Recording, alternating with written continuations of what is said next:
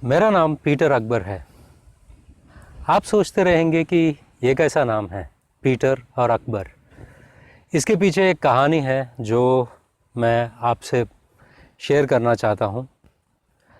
कैसे मेरा नाम मोहम्मद अकबर से पीटर अकबर बना और उस नाम के पीछे क्या कहानी।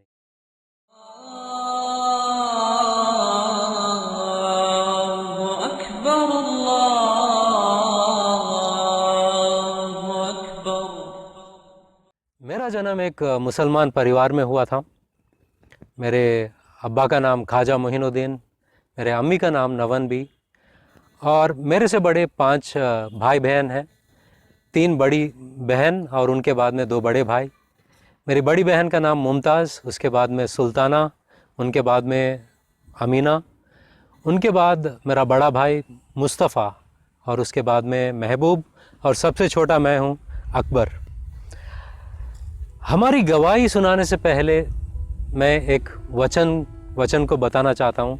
ये आयत रोमियो की किताब 10वां अध्याय 20वां वचन में लिखा गया है और रसूल पौलुस लिखते हैं, फिर यशाया बड़ा दिलेर होकर ये कहता है, जिन्होंने मुझे नहीं ढूंढा उन्होंने मुझे पा लिया, जिन्होंने मुझसे नहीं पूछा उन पर मैं जाहिर हो गया। इस आयत से हमको पता चलता है कि यशाया नबी के इस पेशन गोई से और पौलुस उसको दोहराते हुए ये बताता है लोगों से कि जिन लोगों ने खुदावंद को ढूंढा नहीं उन्होंने उनको पा लिया है, और जो लोग खुदावंद से पूछे भी नहीं मगर खुदावंद ने अपने आप को उन पर जाहिर किया है। ऐसा ही कुछ मेरे और मेरे घर वालों की ज़िंदगी में हुआ है। हमने ना तो ढूंढा है ना तो पूछा है, मगर खुदावंद ने अपने आप को हमारे ऊपर जाहिर किया और ये सिर्फ उनका फजल और करम है। इसके लायक हम नहीं थे, मगर उन्होंने अपनी मेहरबानी, बड़ी मेहरबानी हम पर दिखाई है। ये सब कैसे हुआ? खुदावंद ने अपनी बड़ी मेहरबानी हम पर कैसे दिखाया, उसको बताने से पहले मेरे परिवार के बारे में मैं बताना चाहता हूँ कि हमारा घर का माहौल कैसा होता था जब हम मुसलमान थे। उस वक्त ऐसा होता था कि बचपन से लेकर हम सब जो माँ बाप के हमारे जो हम जो 6 बच्चे हैं, हम सब इस्लाम सीखते हुए बड़े हुए। हर दिन मेरी माँ सुबह 4 बजे या 3:30 बजे, 4 बजे ऐसे इस वक्त पर उठती थी और नहा लेती थी और कुरान के आयतों को पढ़ा करती थी ज़ोर ज़ोर से। और हम बचपन में जब भी नींद से उठते थे वो उनकी आवाज़ सुनते हुए हम उठते थे। हम भी सुबह उठकर फ़जर की नमाज़ पढ़ते थे और फिर फ़जर की नमाज़ के बाद में कुरान को सीखते थे, अरबी सीखते थे और उर्दू में उसका तर्जुमा पढ़कर इस्लाम सीखते सीखते हम सब बड़े हुए। ऐसा हमारा माहौल था। जब भी रमज़ान का महीना आता था हमारे घर में औरतें और बच्चों से हमारा घर भरा हुआ होता था, क्योंकि मेरी माँ उनको इस्लाम के तौर तरीके सिखाती थी। और हमारे कौम के अंदर हमारे रिश्तेदारों के घरों में जब भी कुछ अच्छा बुरा कुछ भी होता था, मेरी माँ को पहला बुलाया जाता था ताकि वो इस्लाम के तौर तरीक़ों के मुताबिक सब कुछ उनको गाइड करती थी कि ऐसा ऐसा करना चाहिए। और हमारा परिवार सारे मुसलमानों के लिए एक मिसाल था कि एक मुसलमान का परिवार इस तरह होना चाहिए। इस तरह के परिवार से मैं आता हूँ।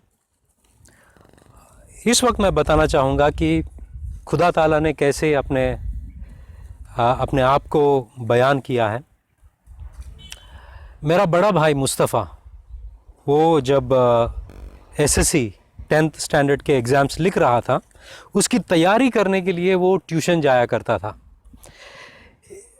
एक बार जो वो अपने किताबों को लेकर ट्यूशन जा रहा था, रास्ते में अचानक से उसको एक आवाज़ सुनाई दी और वो आवाज़ ये कह रहा था कि ए मुस्तफ़ा मुस्तफ़ा मेरे तरफ देख, मैं तेरा खुदा हूँ। जब उन्होंने ये आवाज़ सुना वो घबरा गए, कांपने लगे और इर्द गिर्द में हर जगह पर देखने लगे कि कौन मुझसे बात कर रहा है या कौन क्या कोई किसी चीज़ के पीछे छुपकर ये बातें कह रहा है। मगर वहाँ पर ऐसा कोई नहीं था। ये आवाज़ उसने दूसरी मर्तबा सुनी, ए मुस्तफ़ा मुस्तफ़ा मेरे तरफ देख, मैं तेरा खुदा हूँ। उस वक्त भी उन्होंने हर जगह पर देखा मगर कोई नहीं था। तीसरी बार जब उन्होंने ये आवाज़ सुना कि ए मुस्तफ़ा मुस्तफ़ा मेरे तरफ देख, मैं तेरा खुदा हूँ, उन्होंने महसूस किया कि ये आवाज़ आसमान से आ रही है। और जब उन्होंने ये आवाज़ सुनी उनको ऐसा लगा कि एक बिजली जो होती है, इलेक्ट्रिसिटी जिसे हम कहते हैं, वो उनको घेर लिया है और वो उस बिजली की तरह जो सामर्थ्य था वो हर जगह पर अपने ऊपर महसूस कर रहे थे और उससे बाहर निकलना चाहते थे, वहाँ से भाग जाना चाहते थे। मगर वो कहीं पर भी जा रहे हैं, वो जो बिजली जैसा प्रभाव, बिजली जैसा जो महसूस कर रहे थे वो उनको घेर लिया था और उनको धीरे धीरे से एक चर्च की ओर लेके जा रहा था। जैसे जैसे वो चर्च की ओर चल रहे थे उनको लग रहा था कि मुझे ये चर्च के तरफ जाना नहीं चाहिए, क्योंकि अगर मेरे भाई या कोई दोस्त मुझे देख लेंगे ये चर्च में जा रहा है, वो मेरे माँ बाप से बताएंगे तो वो लोग मुझे डांटेंगे। मगर वो अपने आप को रोक नहीं पाया। जैसे ही वो उस कलीसिया के पास पहुंचा, वो चर्च के पास खड़ा होकर वहाँ पर जो पासबान थे बयान दे रहे थे, वो हज़रत ईसा के बारे में बता रहे थे। वो जब सोच ही रहे थे कि मुझसे रास्ते पर किसने बात किया और मैं यहाँ पर आकर खड़ा होकर ये बातों को क्यों सुन रहा हूँ, वो ये बातों को सोच ही रहा था। तब दोबारा उसने वो आवाज़ सुनी और वो आवाज़ कहा कि जिसने रास्ते पर तुमसे बातें की हैं उन्हीं के बारे में ये पासबान बता रहे हैं। उस वक्त उनको पता चला कि रास्ते पर जिसने बात किया वो हज़रत ईसा थे।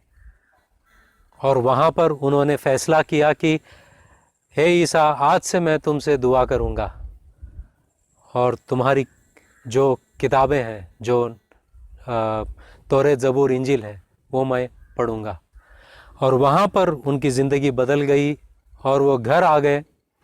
उस वक्त से उनका जो बिहेवियर जो था, उनका लोगों से बर्ताव जो था, वो एकदम बदल गया। उस वक्त ऐसा हुआ कि तकरीबन 7 दिन वो एक ही चेहरे को देख रहे थे, वो हज़रत ईसा के चेहरे को देख रहे थे। चाहे वो आंखें बंद हो या आंखें खुले हो, आईने में देख रहे हो या सो रहे हो, उनको एक ही चेहरा नज़र आ रहा था, वो यीशु मसीह का चेहरा, हज़रत ईसा का चेहरा।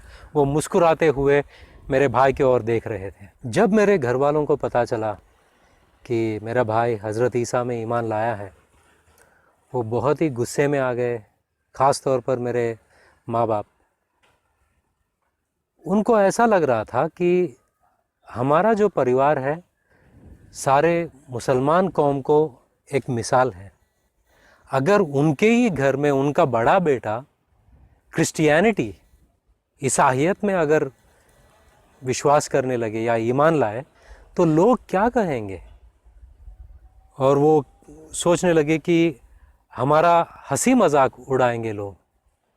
हर दिन घर में बहस होता था। यही कोशिश होती थी मेरे माँ बाप की कि मेरा भाई को दोबारा इस्लाम में लाने की। और बहस होता था बाइबल और कुरान के बीच में, हज़रत ईसा और मोहम्मद के बीच में। इन्हीं के बारे में बातें, चर्चे होते थे घर पे। और ये काफ़ी दिन चलता रहा। बात मेरी थी। मैंने मेरे भाई से इतना भी कहा कि भाई, तुझे भाई कहकर बुलाना भी मुझे पसंद नहीं है, क्योंकि तू काफिर बन गया है। उस वक्त मेरे भाई सिर्फ मुस्कुराए। ऐसा हुआ कि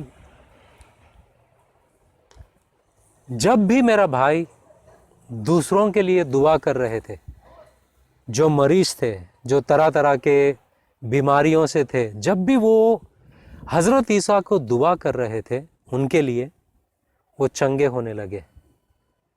कैंसर ट्यूमर जिनके अंदर थे वो गायब होने लगे जब भी वो दुआ किए। जिनके अंदर बदरूह थे वो बदरूह निकल के भागने लगे, और जो लंगड़े थे वो चलने लगे, जो अंधे थे वो देखने लगे जब भी वो हज़रत ईसा को दुआ कर रहे थे। जब हमने ये सब देखा कि हज़रत ईसा को दुआ करने से लोग अच्छे हो रहे हैं, मेरे माँ बाप और हम लोग भी सोचने लगे कि ऐसा क्यों हो रहा है। हज़रत ईसा तो हमारे ही पैगंबर हैं, अगर उनके नाम से कुछ अच्छा हो रहा है ये तो अच्छी बात है। मगर मेरे माँ बाप चाहते थे कि मेरे भाई इस्लाम में वापस आए और ये सब करते रहे, लोगों को अच्छा करते रहे, मगर ये इस्लाम में आकर करना चाहिए। मगर मेरे भाई कतई वो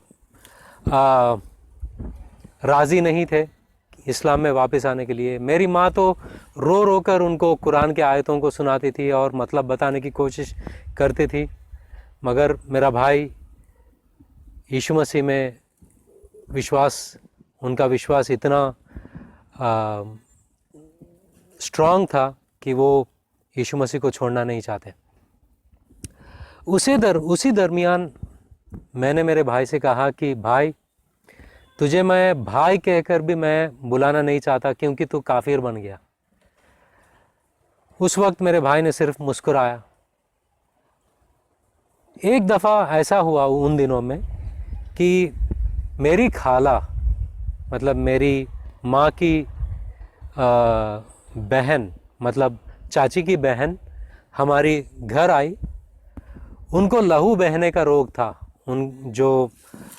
उनके जो हर महीना जो लहू बहता था वो रुकते नहीं थे, और उन्होंने काफ़ी लहू को खो दिया और मरने के बहुत करीब थे। उस वक्त वो मेरे घर आई ये सोचकर कि मेरी माँ उनको एक डॉक्टर के पास लेके जाएंगे, अच्छे डॉक्टर के पास लेके जाएंगे और वो डॉक्टर उनका इलाज करेगा। उस वक्त मेरी माँ ने कहा उनसे कि आजकल मेरा बड़ा बेटा मुस्तफ़ा जब भी हज़रत ईसा से दुआ कर रहा है लोग चंगे हो रहे हैं। तुम जाओ और उनसे पूछो कि तुम्हारे लिए वो दुआ करने के लिए पूछो। अगर वो दुआ करेगा तुम चंगे हो जाओगे तो अच्छी बात है, नहीं तो हम फिर बाद में सोचेंगे कि कौन से डॉक्टर के पास जाना चाहिए। उस वक्त मेरी खाला मेरे भाई के पास आई और मेरे भाई से उन्होंने कहा कि बेटा, मैं इस बीमारी से गुज़र रही हूँ, मेरा ये लहू बहने का रोग रुका नहीं और मैं बहुत कमज़ोर हो गई हूँ, मरने के बहुत करीब हो गई हूँ। तुम्हारे माँ ने बताया कि जब भी तुम हज़रत ईसा से दुआ करते हो लोग चंगे हो रहे हो, बेटा तू मेरे लिए दुआ कर। उस वक्त मैंने कहा कि खाला, ये दुआ से कुछ होने वाला नहीं है, आप जाओ कोई अच्छे डॉक्टर के पास जाओ।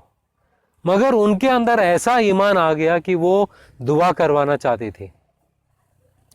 उस वक्त मेरे भाई ने कहा कि ठीक है खाला, मैं तुम्हारे लिए दुआ करूँगा। वो घुटनों पर आ गई और मेरा भाई उन पर हाथ रखकर दुआ करने लगा। जैसे ही वो दुआ कर रहा था, हज़रत ईसा का नाम ले रहा था, अचानक से वो गिर गई और चीखती चिल्लाती आवाज़ उनके अंदर से बाहर आया और वो आवाज़ कह रहा था, इस औरत को मैं छोड़ूंगी नहीं, इस औरत को मैं छोड़ूंगी नहीं। मैं वहीं पर खड़ा था, मेरी माँ खड़ी थी और कुछ और लोग भी खड़े थे और देख रहे थे, और वो आवाज़ उनके अंदर से जो निकला वो कह रहा था, इसे मैं छोड़ूंगी नहीं। उस वक्त मेरे भाई ने कहा, हज़रत ईसा के नाम से तू बता कि तू कौन है और इनके अंदर क्यों आई हो। उसने कहा, मैं फलाना वाली आत्मा हूँ, फलाना इंसान ने मुझे भेजा है इस औरत को मार डालने के लिए। मैंने ही इनके अंदर ये रोग को पैदा किया और कुछ ही दिनों में मैं इसको मार डालने वाली हूँ। उस वक्त मेरे भाई ने कहा, हज़रत ईसा के नाम से तू निकल जा। जब भी मेरा भाई ईसा मसीह का नाम ले रहा था, वो बदरू उनके अंदर इतना खौफ उठा, वो कान बंद करने लगा, कांपने लगा और कह रहा था कि तूने मेरे सारे योजनाओं को, तरकीबों को तूने नाश किया, तूने तोड़ दिया, मुझे अभी जाना पड़ेगा। उस वक्त मेरे भाई ने कहा, हज़रत ईसा के नाम से तू निकल जा। वो गिर गई और 15 मिनट के बाद में उनको होश आने लगा। उस वक्त मैं सोचने लगा कि क्या ये सब कहीं ड्रामा तो नहीं, मगर ये ड्रामा कैसे हो सकता है, क्योंकि मेरी खाला जो है वो मुसलमान थी और उसकी बीमारी सच थी, वो बहुत मरने के करीब थी और उसके साथ में जो कुछ भी हो रहा था और जो बदरू ने, मतलब जो दुष्ट आत्मा ने बताया, वो जो कुछ भी बताया वो सच था। जब उसको होश आ रहा था, मैंने उनकी मदद की उठने में। जब वो उठने के बाद में वो सबसे सवाल करने लगी कि मुझे क्या हुआ, मैं नीचे क्यों गिर गई और मेरे बाल बिखरे क्यों हैं, मेरे कपड़े बिखरे क्यों हैं। तो उस वक्त मैंने सवाल पूछा कि क्या तुम कुछ नहीं जानती, क्या तुम्हें कुछ भी याद नहीं है, जो कुछ भी तुमने कहा। उसने कहा, मुझे कुछ याद नहीं है। तो मैंने उनसे सवाल करने लगा कि क्या तुम फलाना इंसान को जानते हो। तो उसने कहा, हाँ मैं जानती हूँ, वो हमारा पड़ोसी है। और उसने कहा कि 1 महीने पहले उस पड़ोसी से उनका झगड़ा हुआ, क्योंकि उनके गांव में उनका जो ज़मीन था, वो ज़मीन को दर्शाने वाली जो पत्थर थे, वो इंसान ने वो पत्थरों को हटाकर इनका थोड़ा हिस्सा को उन्होंने हड़प लिया था। इस सिलसिले में उनका और उस पड़ोसी से झगड़ा हुआ था। उस वक्त से वो बीमार पड़ गई और मरने के बहुत करीब आ गई। मगर जब इन्होंने ये सब बातों को बताने के बाद में हम सब से बताने लगी कि मुझे ऐसा लग रहा है कि मेरे अंदर से एक काला जो परछाई है वो निकल गया है। मुझे इतना हल्का महसूस हो रहा है कि मुझे ऐसा लग रहा है कि मैं चंगाई पा ली हूँ। मुझे अब वो अनकंफर्टेबल जो है, जो मेरे अंदर जो बीमारी थी, मुझे ऐसा लग रहा है वो मेरे अंदर से निकल गया है।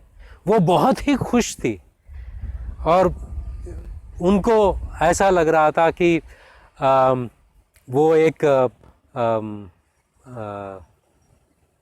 फेदर कहते हैं, फेदर की तरह वो एकदम हल्की महसूस कर रही थी और वो हवा में उड़ने की इतनी हल्की महसूस कर रही थी। वो उस वक्त मेरे भाई ने उनको यीशु मसीह के बारे में बताया और वो यीशु मसीह को मान लिया, वो घर चले गई। मगर सवाल मेरे अंदर थे कि हज़रत ईसा के नाम में ऐसा क्या है कि वो बदरू, वो दुष्ट आत्मा खौफ उठा और कान बंद करने लगा। हज़रत ईसा के नाम में क्या है जो दूसरे पैगंबरों में नहीं है? हज़रत ईसा के नाम में ऐसा क्या है जो मूसा में नहीं, दाऊद में नहीं, इब्राहिम में नहीं, किसी में भी नहीं, या मोहम्मद में नहीं? हज़रत ईसा में क्या है? इसको जानने के लिए मैंने इंजील मुकद्दस को उठाया और इंजील को पढ़ना शुरू किया। इंजील किताब पढ़ने से पहले मैंने मेरे मौलाना को पूछा था कि क्या मैं इंजील किताब को पढ़ सकता हूँ। उन्होंने कहा, इंजील मुकद्दस मत पढ़ना, क्योंकि उसमें इतने सारे स्पेल किसे कहते हैं, जादू टोना है। अगर तुम किताब पढ़ोगे वो जादू तुम पर आ जाएगा और तुम बदल जाओगे, तुम भी ईसाई बन जाओगे। दोस्तों, मैं बताना चाहता हूँ, इंजील मुकद्दस में ऐसा जादू था, मगर वो जादू बदरू का नहीं था, जिन्न और शैतान का नहीं था, मगर सच्चे खुदा का था, और वो जादू प्यार का था। जो कोई इंजील मुकद्दस को पढ़ता है वो खुदा ताला का मोहब्बत को जान लेगा। खुदा ने हमारे लिए क्या किया, उस जादू, प्यार की जादू को उस इंजील मुकद्दस में पाएगा। इसीलिए हर एक इंसान जो सच्चे दिल से पढ़ेगा उसका मन फिराव होगा और वो सच्चे खुदावंद को जान लेगा। यही जादू मैंने भी देखा जब मैं इंजील मुकद्दस को पढ़ा, सच्चाई जान गया। दो तरह के सवाल थे, दो तरह के चीज़ें मेरे ज़िंदगी में थे। एक चीज़ तो जो था, इस्लाम को जब तक मैं इस्लाम के पीछे चल रहा था, मैं डर से अल्लाह की पैरवी करता था। एक खौफ मेरे ज़िंदगी में होती थी कि अगर मैं नमाज नहीं पढ़ूंगा, अगर मैं रोज़ा नहीं रखूंगा, अगर मैं कुरान नहीं पढ़ूंगा, शायद मैं जन्नत नहीं पहुंचूंगा। अगर मैं अच्छे काम नहीं करूंगा तो मैं जन्नत नहीं पाऊंगा। तो यही खौफ और डर मेरे ज़िंदगी में होते थे, और मेरे दिल में ये खालीपन था। दूसरी जो बात थी कि सच्चाई। जब मैं बाइबल पढ़ा, इंजील मुकद्दस को पढ़ा, दो चीज़ों का सवाल मुझे मिला। पहला जो है, जो खालीपन मेरे दिल में था, खुदा ताला ने उसे अपने मोहब्बत से भर दिया। खुदा ताला को मैं महसूस करने लगा मेरे ज़िंदगी में। दूसरी बात जो थी कि एक मुसलमान ये मानता था और ये मानता है कि हज़रत ईसा वो मरे नहीं, लोगों के गुनाहों के लिए वो मरे नहीं, सूली पर चढ़े नहीं, वो तीसरे दिन जिंदा नहीं उठे। उनका सूली पर चढ़ने से पहले ही अल्लाह ने उनको उठा लिया। ये हमारा अकीदा था जब हम मुसलमान थे। मगर जब मैंने बाइबल पढ़ा, उसमें लिखा था और लिखा है कि हज़रत ईसा इस दुनिया में आए और सारे लोगों के गुनाहों की खातिर वो मरे, तीसरे दिन जिंदा उठे। तो क्या सच है? कुरान जो चौथे सूरा में कहता है कि 157 राइट, कुरान के चौथे सूरे में लिखा गया है कि हज़रत ईसा वो मरे नहीं, उनका कत्ल नहीं हुआ, मगर उनको उठा लिया गया है। बाइबल कहता है, इंजील मुकद्दस की, हज़रत ईसा आए, मरे और तीसरे दिन जिंदा उठे। ये दो एक दूसरे के खिलाफ में हैं। ये दो तो सच नहीं हो सकते। उस वक्त मैं तहकीकात भी करने लगा और सबूत जो है, ऐतिहासिक सबूत बाइबल की तरफदारी करते हैं, इंजील मुकद्दस की तरफदारी करते हैं, और इतना सारा इतिहास गवाही देता है बाइबल के लिए। मगर जब हम कुरान के लिए देखते हैं, उसके लिए कोई सबूत हमको नज़र नहीं आता। मगर हज़रत ईसा मरना, तीसरे दिन ज़िंदा उठना और लोगों की नजात के लिए उनका कत्ल हुआ, और लोगों की नजात देने वाली ये जो बात है, सूली की बात, लोगों की ज़िंदगी को बदल देना, ये इतिहास के तौर पर सबूत हमको काफ़ी सारा मिलता है। मगर कुरान के लिए कोई सबूत नहीं है। ये दोनों चीज़ मुझे कन्विंस किया है, मेरे दिल को बदल दिया है। पहला, खुदा ताला का मोहब्बत मैंने महसूस किया। दूसरा, जो तार्किक तौर पर मुझे कन्विंस किया है कि हज़रत ईसा जो है मेरे गुनाहों की खातिर सूली पर मरे, और इतिहास उसका गवाह है। और बाइबल के लिए बहुत सारा सबूत है, कुरान के लिए कोई सबूत नहीं। जब मैंने इस सच्चाई को जाना, मैंने आज़ादी पाई है। मैं यीशु मसीह को स्वीकार किया अपना उद्धारकर्ता, शिफा देने वाला और मेरे गुनाहों का माफ़ी देने वाला, वो यीशु मसीह है। मैंने यीशु मसीह को स्वीकार किया 1998 में, और 1998 दिसंबर 24 को मेरी बपतिस्मा हुआ, और मेरे भाई ने मेरी बपतिस्मा दी, मुझे बपतिस्मा दिया। और उस वक्त से मैंने यीशु मसीह के पीछे चलने लगा। जब मैं हज़रत ईसा पर ईमान लाया, तुरंत मैं एक फ़ैसला किया कि जब तक मैं ज़िंदा रहूँगा तब तक हज़रत ईसा का पैगाम दुनिया के कोने कोने के लोगों को सुनाऊँगा। और उसी फ़ैसले पर आज भी हूँ मैं कि हर जगह मैं जाता हूँ, हज़रत ईसा का पैगाम को सुनाता हूँ। और उस वक्त मैं कैंपस क्रूसेड फॉर क्राइस्ट नाम का एक ऑर्गेनाइजेशन में शामिल हुआ। और उस ऑर्गेनाइजेशन में फ़िल्म मिनिस्ट्री में शामिल होने के बाद में हज़रत ईसा की ज़िंदगी के ऊपर जो मूवी सिनेमा बनाया गया था, उसको गांव-गांव लेके जाया करता था और लोगों को बताया करता था कि यीशु मसीह तुम्हारे गुनाहों के खातिर वो सलीब पर मरे और तीसरे दिन ज़िंदा उठे। और इस तरह मैं मेरे बड़े भाई के साथ में मिनिस्ट्री को शुरुआत किया हूँ। फिर धीरे धीरे मेरी माँ हज़रत ईसा को स्वीकार किया, उन्होंने भी यीशु मसीह को ग्रहण किया। वो ऐसा हुआ कि एक दिन वो दुआ कर रही थी और उस दुआ में वो खुदावन से मांग रही थी कि क्या सच है, सच क्या है, ईसाइयत या इस्लाम। उस वक्त जब वो दुआ कर रही थी, उनको एक दर्शन मिला। उस दर्शन में उन्होंने देखा कि हज़रत ईसा के घाव में से लहू बह रहा था और उनका खून जब उन्होंने देखा, उनका दिल बदल गया और वो हज़रत ईसा पर उसी वक्त ईमान लाए। मगर उनका जो ईमान उन्होंने बयान नहीं किया, लोगों को नहीं बताया, ना तो हमारे अब्बा को बताए, क्योंकि वो जानते थे कि हमारे अब्बा बहुत नाराज़ हो जाएंगे अगर वो जानेंगे कि अम्मी भी हज़रत ईसा पर ईमान लाए हैं। उस वक्त ऐसा हुआ कि मेरे अब्बा जब वो काम से वापस आए थे, उनका पैर बहुत सूज गया था। उस वक्त मैं उनको एक डॉक्टर के पास लेके गया। डॉक्टर ने कहा कि ये एक बीमारी है जिसको हम एलिफेंटाइसिस कहते हैं या हाथी का पैर कहते हैं। वो इतना सूज गया था और डॉक्टर ने कहा इसका कोई इलाज नहीं है। उस वक्त मुझे महसूस हुआ कि खुदा ताला कुछ तो कर रहे हैं, मेरे अब्बा की ज़िंदगी में कुछ तो कर रहे हैं।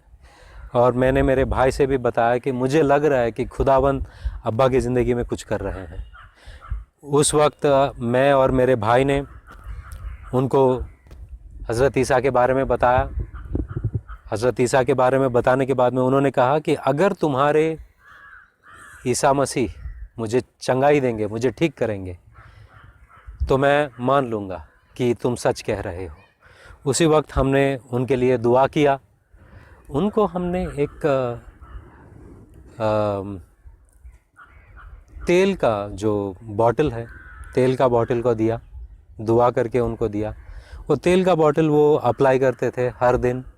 3 दिन के दरमियान ऐसा हुआ कि वो बाहर का जो चमड़ा होता है वो मर कर नीचे गिर गया। और ये जो अजूबा, ये जो मिरेकल उनके ज़िंदगी में विश्वास लाया, उसी हफ्ते में वो तालाब में गए और बपतिस्मा लिया। आज मेरी माँ और मेरे अब्बा दोनों लोग यीशु मसीह का पैगाम को सुनाते हैं, वो भी खुदा की खिदमत में हैं। ये कितनी बड़ी बात है मेरे लिए और हमारे पूरे परिवार के लिए कि वो भी आज सच्चे खुदावंद की खिदमत में हैं। मेरे 3 बहन जो हैं वो भी आज मसीह में हैं, उनके जो हस्बैंड्स हैं वो भी मसीह में हैं। और मेरे दूसरे भाई है महबूब, वो भी मसीह में है, वो भी पासबान है। इतना ही नहीं, मेरे घर मेरे अम्मी के जो भाई है, उनका पूरा परिवार वो यीशु मसीह में है, वो भी हज़रत ईसा पर ईमान लाए हैं। और अब मैं क्या कहूँ कि खुदा ने अपने फ़ज़ल को हमारे ऊपर दिखाया है। हमने ढूंढा नहीं, हमने खोजा नहीं, मगर वो अपने आप को हम पर बयान कर दिया। तो यहाँ पर रोमियो की पत्री 10वां अध्याय 20वां वचन पूरा होने का, मेरे ज़िंदगी में, मेरे घर वालों की ज़िंदगी में पूरा होने का हम देखते हैं। सिर्फ एक ही गाना मुझे बार बार याद आता है और वो हमेशा मैं गाता हूँ। This is my story, this is my song, praising my Savior all the day long.